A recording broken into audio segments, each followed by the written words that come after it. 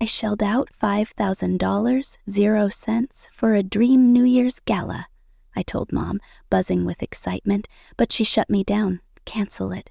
Ethan and his kids are taking your penthouse. Fine. I pulled the deposit, moved out, and left a "for sale" sign with a note for Ethan. Wonder what he'll find inside.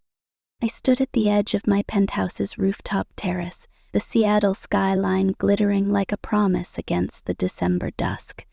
Puget Sound shimmered below, reflecting the city's pulse, and for a moment I let myself believe I'd finally made it. At 34, I was Sarah Thompson, newly minted CEO of Horizon Tech, a tech startup I'd clawed my way up to lead. My hands gripped the cold steel railing as I imagined the New Year's gala I'd planned. A $5,000 0 cents masterpiece of gourmet catering, a live jazz band, and a rooftop fireworks display to toast my triumph. This was my moment, my victory lap after years of grinding, of proving I was more than the overlooked middle child of the Thompson family. But as the wind whipped my hair, my phone buzzed with a call that would shatter it all, plunging me into a family betrayal so raw it would make my blood boil and my heart race with defiance. The call was from my mother, Linda, her voice laced with that forced cheer I'd learned to dread. "Sarah, sweetie," she began, and I braced myself. No one in Bellevue, where I grew up, called anyone sweetie unless they were about to drop a bomb. "I got your text about the promotion. That's nice, but I'm calling about Ethan." My older brother by 4 years, the golden boy who could do no wrong, even when his life was a revolving door of bad choices. "He's in trouble, Sarah. The divorce is final and Chloe's lawyer cleaned him out. He and the kids, Ava, Noah, Harper, have nowhere to go."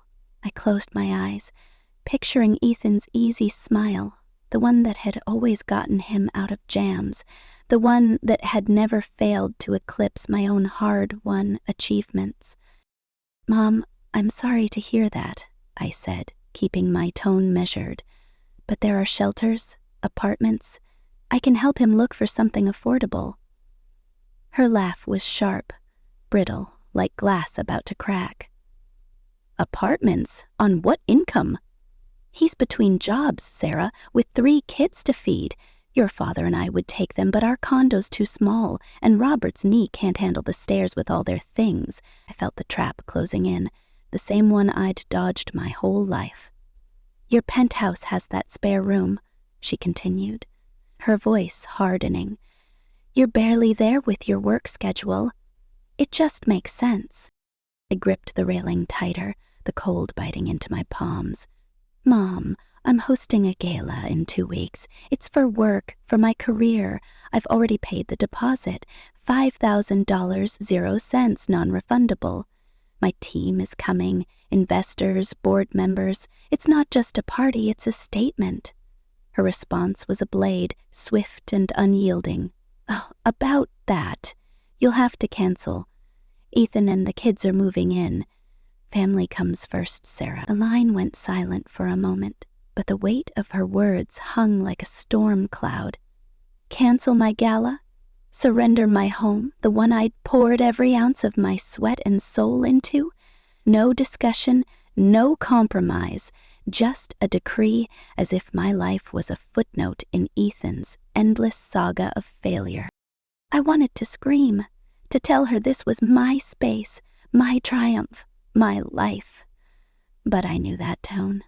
It was the same one she'd used when I was 16, when they promised me a used car, only to redirect the money to Ethan's college tuition because I was so resourceful.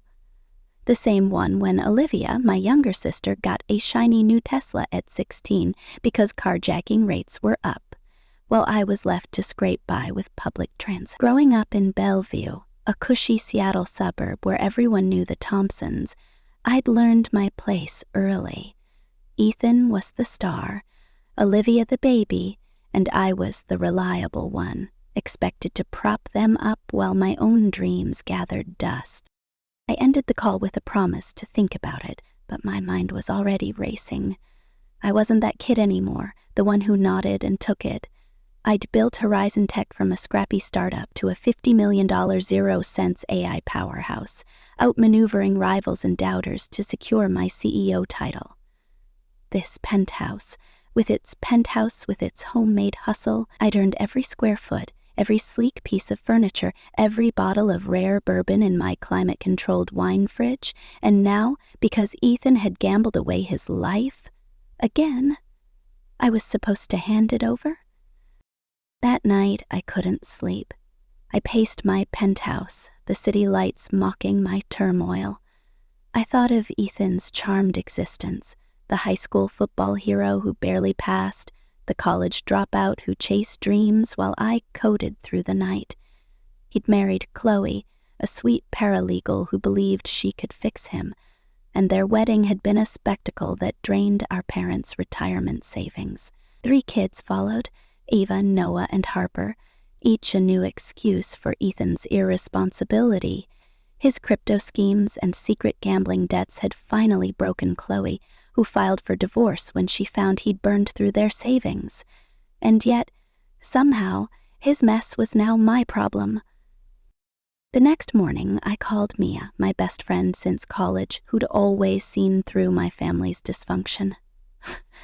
"They're doing it again," I told her, my voice shaking as I recounted Mom's demand. "They expect me to give up everything because Ethan's life imploded." Mia's response was immediate, her voice steady. "Sarah, they've always done this. They lean on you because you're the one who delivers, but you don't owe them your home, your career, your sanity." Her words lit a spark in me, a flicker of defiance that hadn't yet caught fire. But then came the first blow, the kind that makes your heart race and your palms sweat. I got an email from an unknown address, the subject line chilling. "You'll regret firing me, Thompson." It was from Derek, a developer I'd sacked for leaking company secrets. The email was laced with venom, hinting at sabotaging my penthouse's smart security system, cameras, locks, the works. "I know where you live," he wrote. "Sleep tight." My pulse pounded as I checked my security app, confirming everything was still online. But the threat lingered, a shadow over my already crumbling plans. Was Derek serious? Or was this just a disgruntled ex-employee blowing smoke? I couldn't take the chance, not with my gala looming and Ethan's chaos about to invade. The family meeting was set for Sunday at my parents' Bellevue condo, a place that reeked of nostalgia and manipulation. Mom had made her signature lasagna, the kind she only cooked when she wanted to soften me up.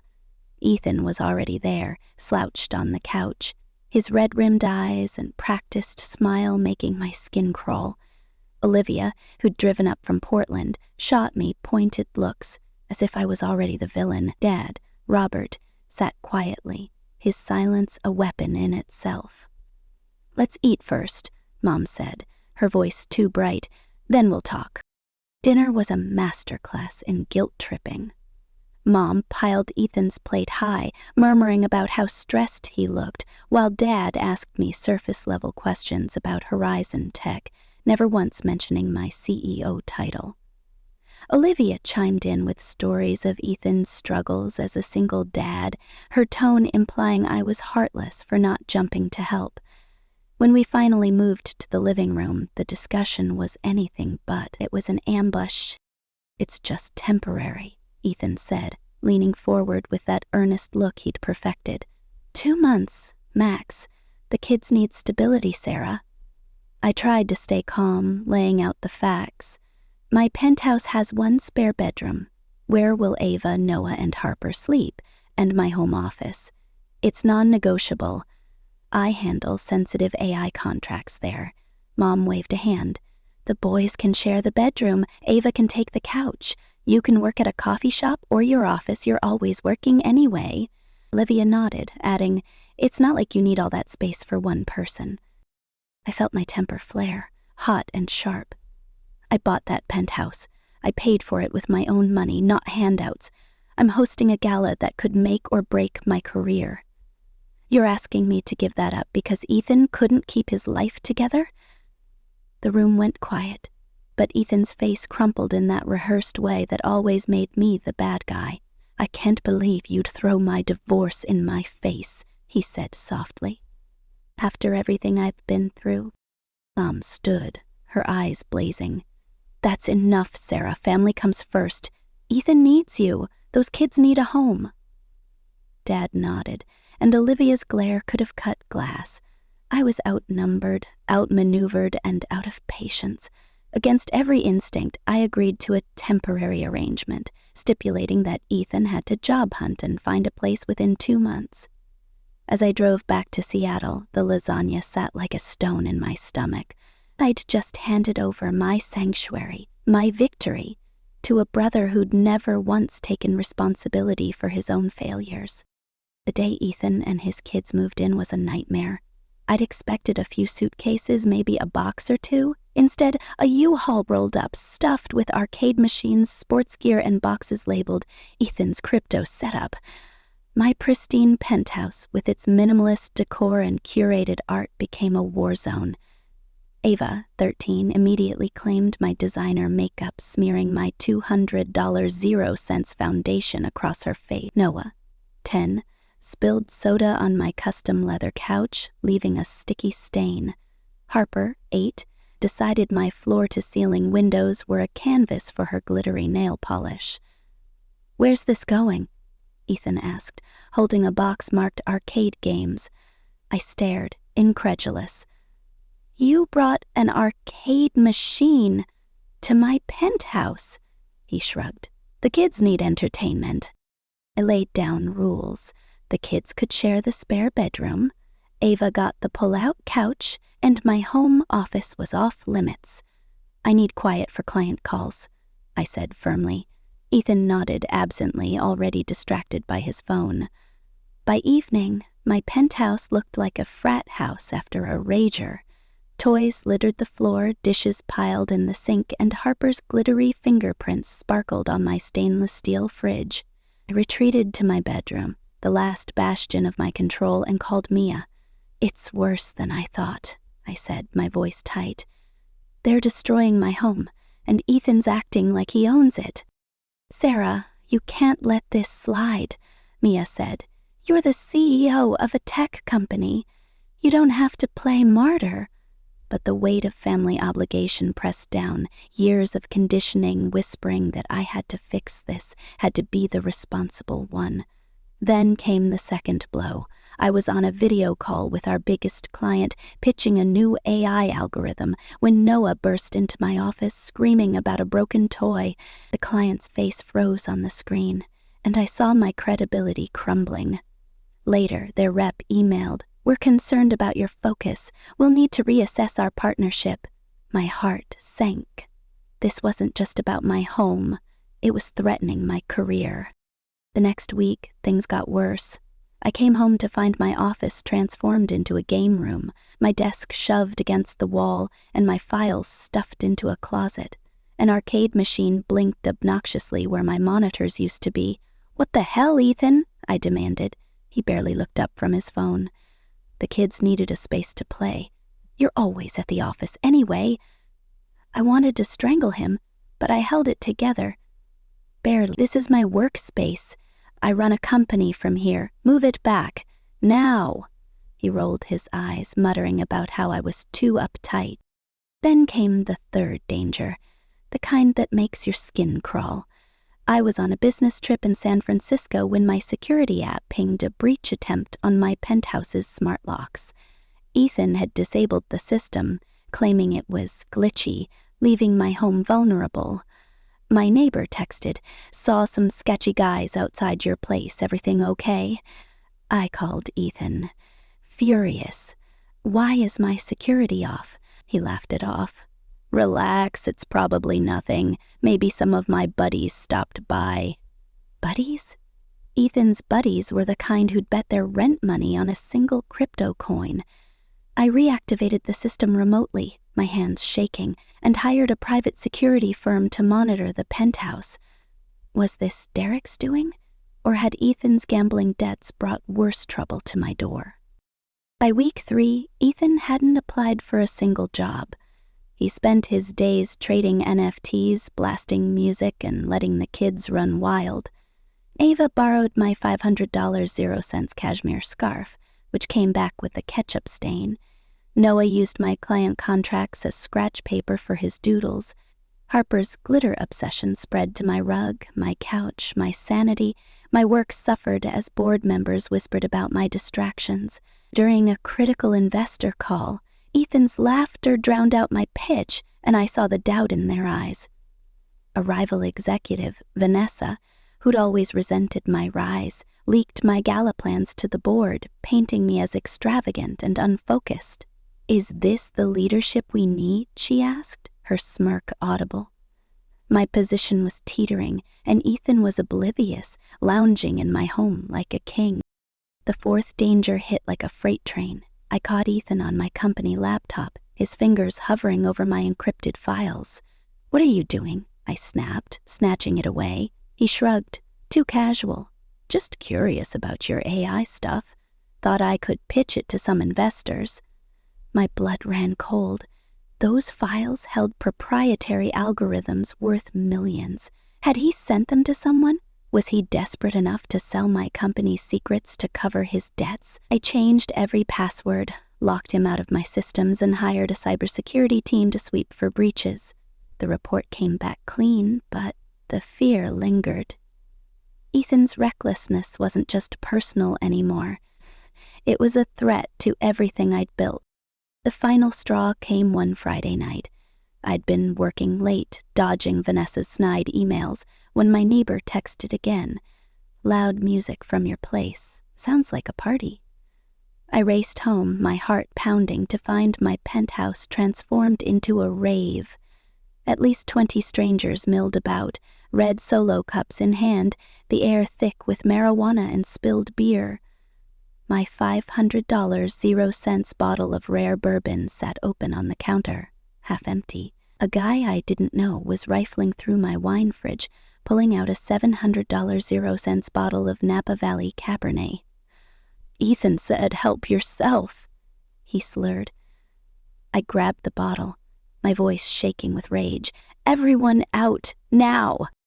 Ethan stumbled over, a beer in hand, grinning like this was all a joke. "Chill, Sarah. It's just a few friends watching the Seahawks." I turned on him, my voice cutting through the music. "This is my home, Ethan. My name is on the deed. Get them out, or I'm calling the cops." His friends shuffled out, muttering, but Ethan just laughed. "You're such a buzzkill.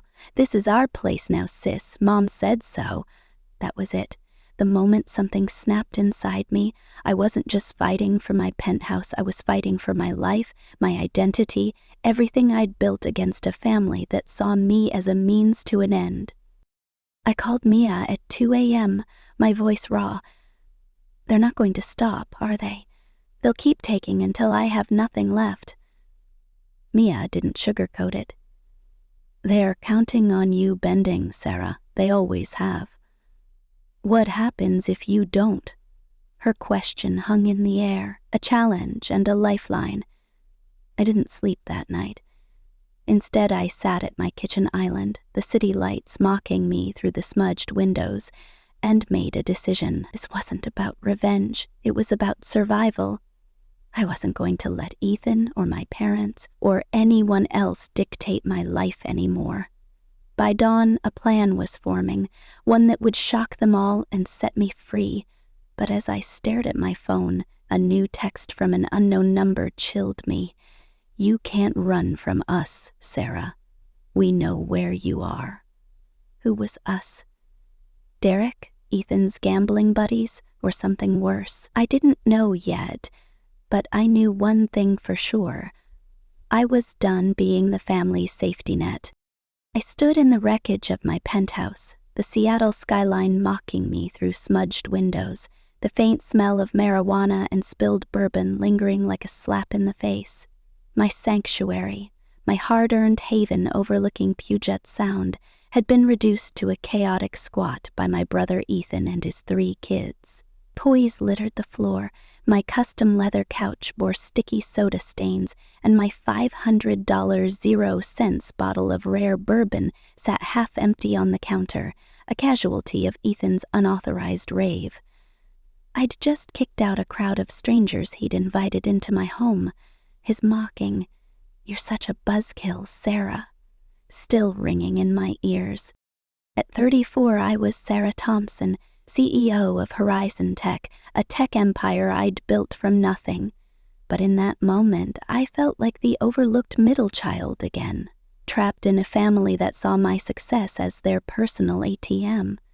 My phone buzzed. Another angry text from Ethan. "You embarrassed me in front of my friends. Call me now." I ignored it, my hands trembling with rage and something new.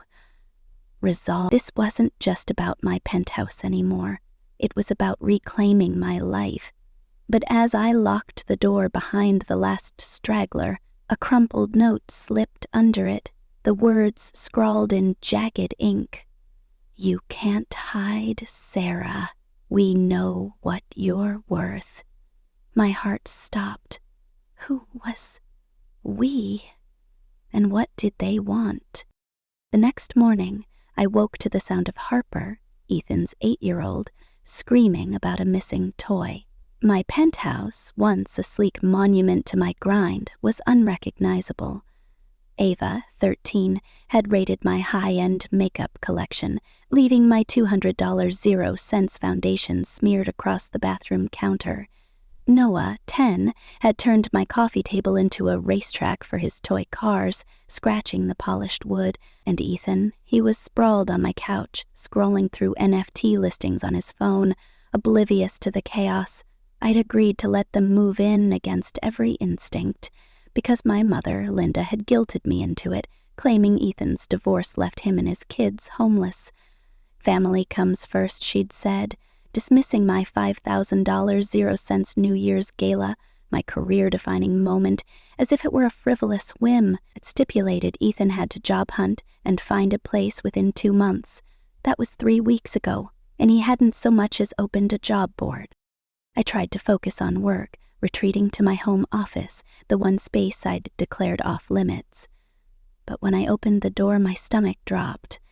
My desk was shoved against the wall, my monitors replaced by an arcade machine blinking obnoxiously. My files, sensitive AI contracts worth millions, were stuffed into a closet, some crumpled, others stained with what looked like grape juice. "Ethan!" I shouted, storming into the living room. He barely looked up. "What's the big deal?" "You're always at the office. The kids needed a game room." I felt my blood boil. "This is my workspace. I run a company from here. Move it back, now." He rolled his eyes, muttering, "You're so uptight, Sarah. The kids need space too."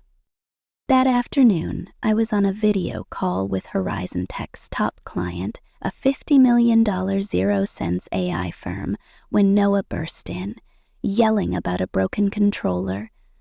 The client's CEO, a steely woman named Margaret, froze on the screen, her expression shifting from interest to irritation. "Is this a bad time, Sarah?" she asked, her tone clipped. I stammered an apology, but the damage was done. Hours later, her email landed like a gut punch. "We're concerned about your ability to prioritize our partnership. We may need to explore other vendors." My heart sank. This contract was my lifeline, the cornerstone of my CEO title. Ethan's chaos wasn't just ruining my home, it was threatening my career. I confronted him that evening, my voice shaking with barely contained fury. "You need to start looking for a job and a place to live. This isn't working." He shrugged, that infuriating nonchalance I'd hated since we were kids. "I'm trying, Sarah. It's tough out there with my credit score trashed from the divorce." I pressed him, demanding specifics, but he waved me off, saying he had leads that never materialized. The kids, meanwhile, continued their rampage. Ava borrowed my $500 0 cents cashmere scarf, returning it with a ketchup stain.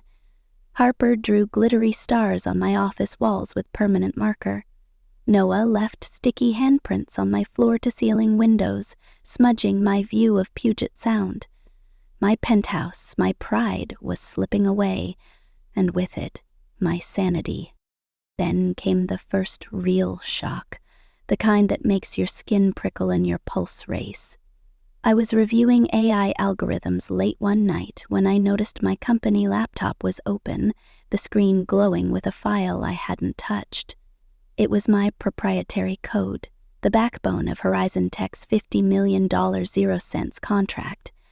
My heart stopped as I checked the access logs. Someone had tried to copy the files to an external drive. The user? Ethan's login, which I'd never given him. I stormed into the living room where he was playing an online game, his headset blaring. "Did you touch my laptop?" I demanded. He shrugged, not even pausing his game. "Just checking out your AI stuff. Thought I could pitch it to some crypto guys for quick cash." My vision blurred with rage. "Those are confidential algorithms. You could have tanked my company." He laughed, dismissing me. "Relax. I didn't send anything. You're so paranoid." Paranoid? Maybe. But the next day I got a call from my cybersecurity team.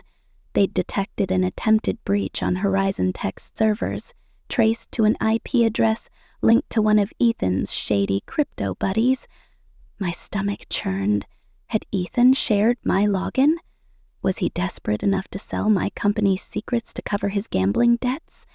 I changed every password, locked him out of my systems, and hired a forensic analyst to sweep for leaks. The report came back clean, but the fear lingered. Ethan's recklessness wasn't just personal anymore. It was a ticking time bomb under my career. The second shock came a week later, and it was worse. I'd gone out for a rare dinner with Mia, needing a break from the chaos. My phone pinged with a text from my neighbor, Patricia.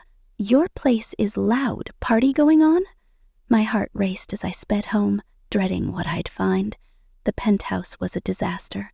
30 strangers, music blasting, marijuana smoke thick in the air. My $700 0 cents bottle of Napa Valley Cabernet sat empty on the counter. Next to my half-drunk bourbon, guy I didn't know was rummaging through my wine fridge, pulling out a $1,000 0 cents vintage I'd been saving for a board dinner. "Ethan said it's cool," he slurred. I snatched the bottle, my voice shaking. "Everyone out, now!"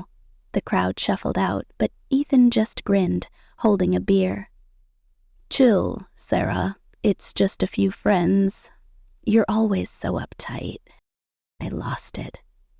"This is my home, Ethan. My name is on the deed. You don't get to throw raves and destroy my things." He smirked, leaning back.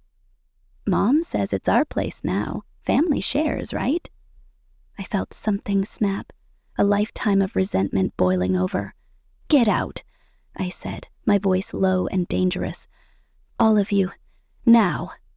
He laughed, thinking I was bluffing, but I was done.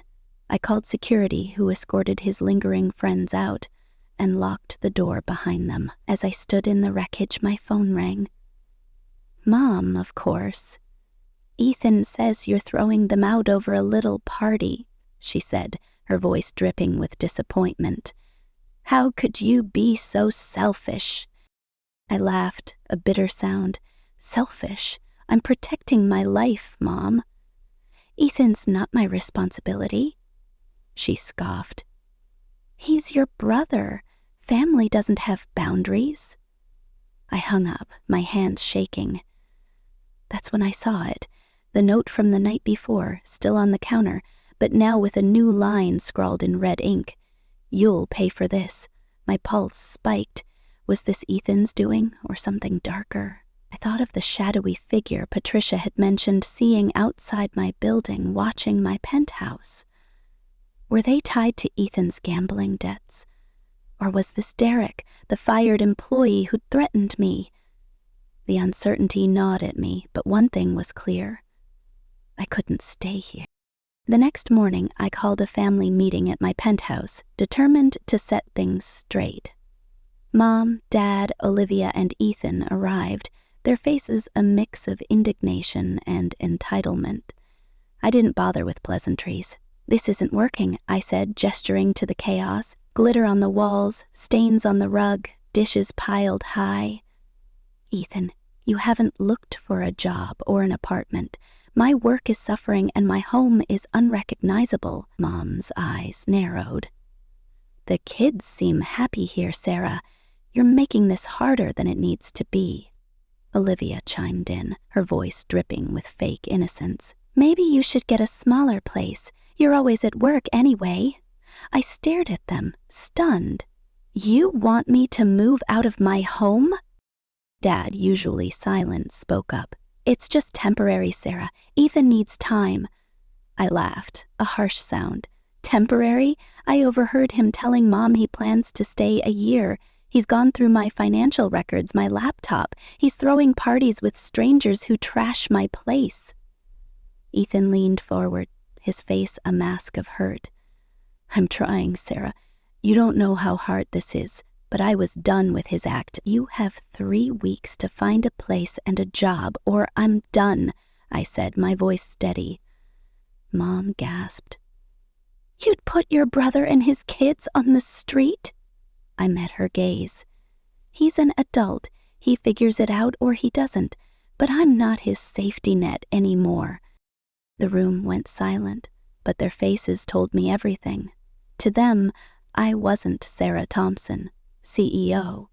I was a resource, a fallback plan for Ethan's endless failures. My success, my penthouse, my career, they saw it all as theirs to claim. I drove home that night, the weight of their expectations crushing me, but Mia's words echoed, "What happens if you don't bend?" I didn't have an answer yet, but I knew I couldn't keep living like this. The third shock came 2 days later, and it was a gut punch. I was in a board meeting, pitching a new AI initiative, when Vanessa, my rival, smirked and dropped a bomb. "I hear Sarah's home life is a bit chaotic. Parties, kids running wild.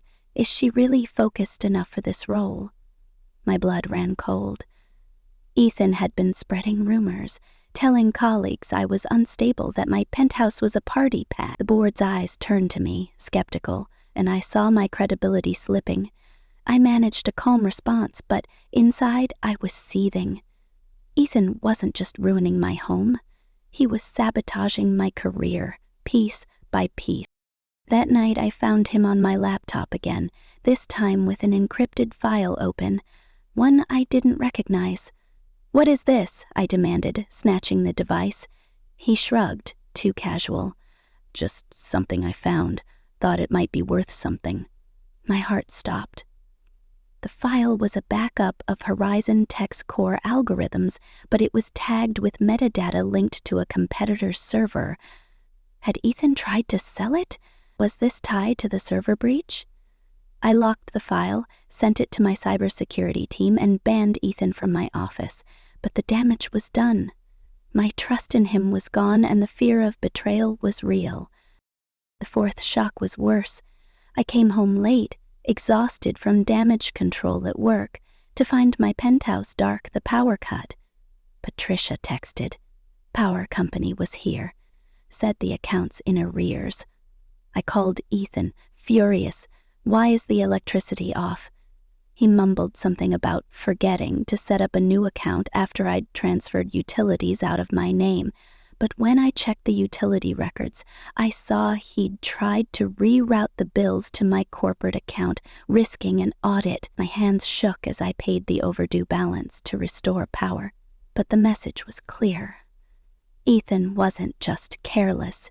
He was manipulative, gaming the system to keep his grip on my life. The fifth shock pushed me to the edge.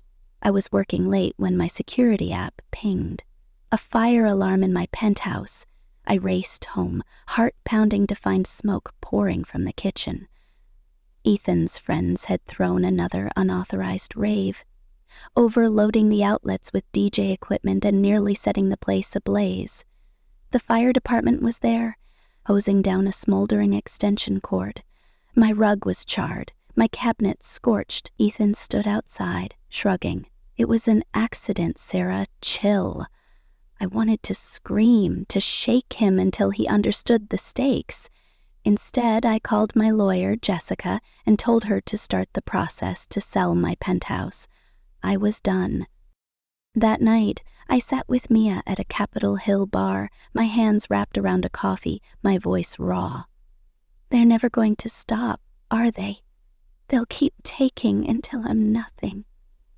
Mia's eyes were fierce. They're counting on you breaking, Sarah.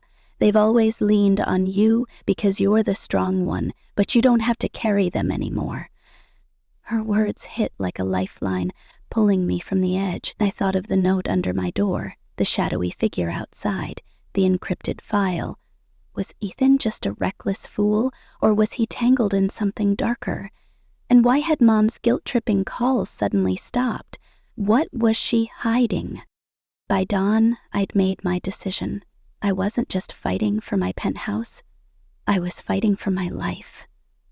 I called Jessica and told her to list the penthouse immediately, no matter the cost. I signed a lease for a secure furnished loft in Capitol Hill, a sleek one-bedroom with 24-hour security, and a view that reminded me I was still in control. I spent the day packing. My artwork, my jewelry, my wine collection, my grandmother's crystal vase. I secured my documents in a portable safe, transferred all utilities out of my name, and arranged for a moving company to handle the rest. The furniture could stay. It was tainted now, a reminder of Ethan's invasion. Before I left, I found another note, this one taped to my fridge. You think you can walk away? We're not done. My pulse spiked, but I pushed the fear aside. I wrote a letter to Ethan, short and final. I've moved out and listed the penthouse for sale. My lawyer will handle the closing. Utilities are in your name now. Set up accounts or lose service. This isn't sudden, it's necessary. I wish you and the kids well, but I'm done being your fault. Treat what's left with respect. I placed it on the counter with my spare keys, locked the door, and walked away. The loft felt like a fresh start, its clean lines and quiet air a balm to my frayed nerves. But the calls started within hours. Ethan, furious, demanding I fix this. Mom, her voice shaking with betrayal, accusing me of abandoning family. Dad, gruff and pleading, asking me to reconsider. Olivia, surprisingly quiet, sent a text. Can we talk? Just us? I ignored them all, needing space to breathe, but the notes haunted me. Who was watching me? And what was in that encrypted file? I hired a private investigator to dig into Ethan's friends, suspecting his gambling debts had drawn dangerous eyes. A week later, Jessica called with news. The penthouse had an offer, $2 million, 0 cents from a tech couple, above asking price. But Ethan was sabotaging showings, telling buyers the place wasn't for sale, claiming I had no right to list it. My lawyer shut him down, confirming my sole ownership, but the delay cost me another client who cited instability at Horizon Tech. Then, Olivia reached out, meeting me at a Capitol Hill cafe. She looked nervous, her usual confidence gone. I talked to Chloe, she said, stirring her latte. Ethan lied about the divorce. He wasn't just gambling. He was fired for embezzling from his last job. My jaw dropped. Embezzlement? Suddenly the encrypted file, the shadowy figure, the notes, they all felt bigger, more dangerous. As I walked back to my loft, my phone buzzed with a voicemail from an unknown number. Check Ethan's laptop. You're not safe. My heart raced. I didn't know who to trust, but I knew one thing. I'd broken free.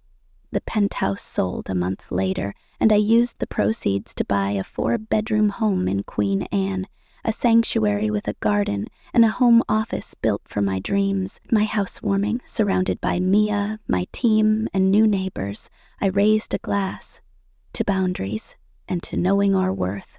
The crowd cheered, but As I smiled, my mind lingered on the mystery still unanswered. Who was behind the notes? What was Mom hiding? And would Ethan's past come back to haunt me? I didn't know yet. But for the first time, I was ready to face it. On my terms.